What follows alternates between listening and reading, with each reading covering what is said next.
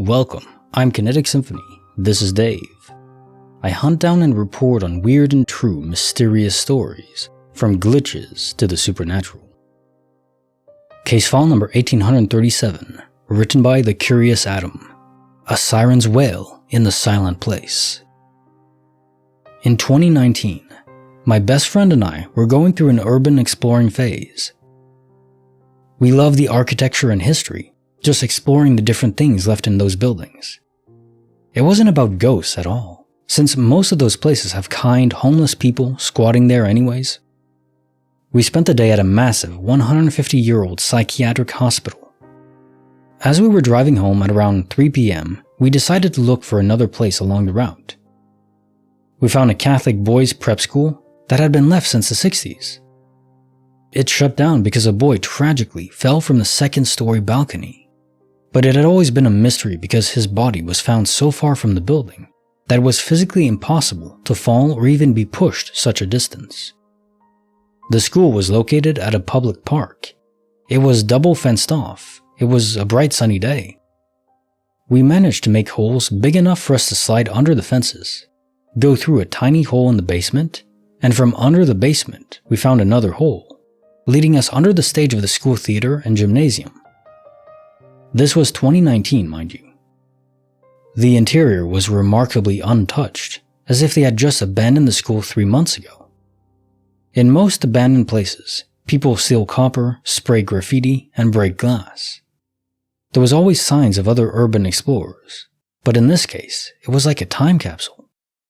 Writing on the chalkboards, old lesson plans with old-timey cursive handwriting. The interior was still clean and beautiful. When we arrived on the second floor, oh boy, let me tell you, the loudest alarm turned on, like those war sirens from World War II. It was incredibly old school. It was deafening. My best friend and I ran out of there immediately, downstairs and through that tiny basement hole. We thought the police were notified and the alarm would sound through the entire park. The moment we got out of the building, silence. We looked out at the playground a bit further from us, and families were playing with no reaction. There was never any alarm. Case file 1837, A Siren's Wail in a Silent Place. Well, that's a question. Can spirits induce stimuli into the mind of someone that's nearby? I think this would be pretty solid evidence that they can. There was never any alarm. It was simply a spirit that was lingering there and wanted you to leave, and a good way to do that is just to sound a giant alarm, but only in your head. Never actually happened. And maybe that is why it's so well preserved, because a spirit doesn't want anything to be moved or touched or damaged. So anytime an urban spelunker goes by to investigate or graffiti the place, bam, alarm system goes off. Only in their mind, though. It's a pretty strong defense mechanism, actually. Pretty cool.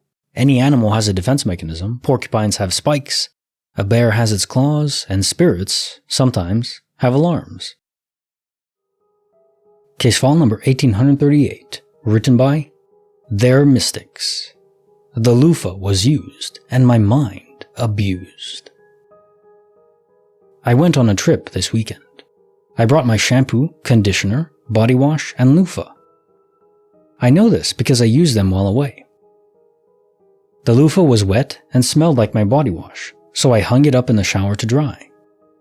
I remember carrying my body wash back to my room. Was an Airbnb, but couldn't find it the next morning. I was so tired that evening, I could have accidentally missed it and mistakenly thought I had carried it back when I had accidentally left it in the bathroom. So I thought someone took it and I messed up by leaving it in there. It is replaceable, so not a huge deal. I remember using the loofah with my body wash in the Airbnb.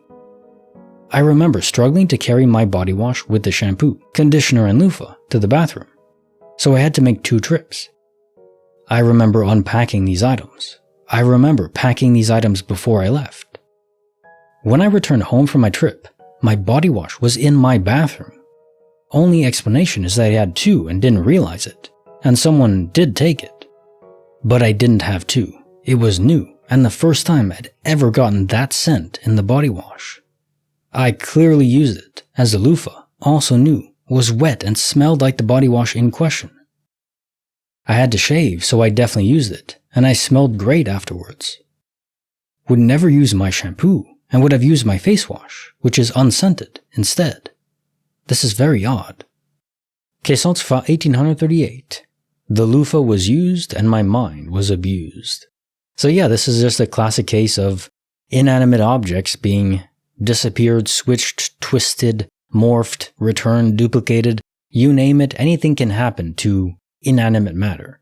To some extent, even living matter, but more so inanimate matter. Any objects we create are subject to the whims of the universe, the chaos therein, and, sometimes, forces above us that are conscious and want to influence us in some way. Case file number 1839, written by Pajamaspancakes, of Fake IDs, Unexpected Connections, and the Party Keg. I have had several unexplained stories that have happened to me, but this one is pretty good. When I was 19, I was going to school at the University of Minnesota and lived with 5 other girls. One of the girls had a birthday coming up, and we decided we wanted to throw a party at our house. Another girl in the house and I had fake IDs, so we decided we should probably get a couple kegs.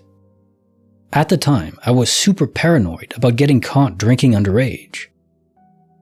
I had already gotten in trouble with the cops before and was worried about my record would impact my future. Those fears certainly didn't get in the way of me enjoying a good party though. Well, there were always rumors circulating, but at the time, there were rumors that the cops were visiting nearby liquor stores to figure out who was buying kegs and would then bust those parties and give everyone citations. So because we were super smart, we decided to drive to nearby Wisconsin and buy kegs from a liquor store just across the state line. Well, when you buy kegs, you have to put down a deposit that you will get back once you return the keg and the tap. They took all the info off my fake ID, then asked for my phone number. I gave the first 6 digits of my actual phone number, but gave 4 completely random digits for the last 4 numbers. We got the kegs home, had the party, and everything was a success. Well, fast forward almost a year later. The empty kegs and the tap were still at the house, because I was the one who actually got the kegs. I didn't put money down for a deposit, and I had a fake ID anyway, with different information, so I didn't make it a priority to return them. Well, I randomly get a call from one of my best friends from high school. She asked me why I use her mom's cell phone number to buy alcohol. Not making the connection right away, I was so incredibly confused. Then I realized what had happened. The random 4 digits I gave to the liquor store was to the number of one of my best friend's moms. I didn't know what her number was and had never even seen it before. The chances are literally 1 in 10,000 for me to have picked her exact number, not to mention matching the first 6 digits. We laughed about it, but I still cannot believe what happened. The freaking odds. Caissance fa 1839, of Fake IDs, Unexpected Connections, and the Party Keg. Yeah, this is definitely weird. To guess the last 4 digits, is that random? Yes, theoretically it's possible. Is that the probable explanation? No, definitely not. Your mind was somehow connected to that phone number. Why though? Is that really just random? Your subconscious just happened to pick up that information, her last 4 digits, for no apparent reason, and then relayed it to your conscious mind as the random number to pick.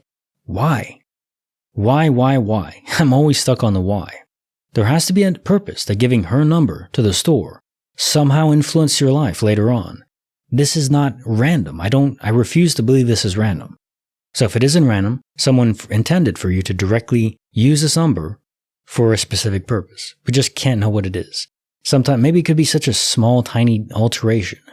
Just receiving that call. Maybe this opens your mind to accepting different ideas. Could be as simple as that. Now time for the joke of the day. Growing up, my dad always said, gallons, quarts, pints, and cups. You know what it really did? It spoke volumes to me. These jokes are getting so absurdly corny, but I can't stop. I'll never stop. Like the video, subscribe, hit the bell. Kinetic Symphony signing off.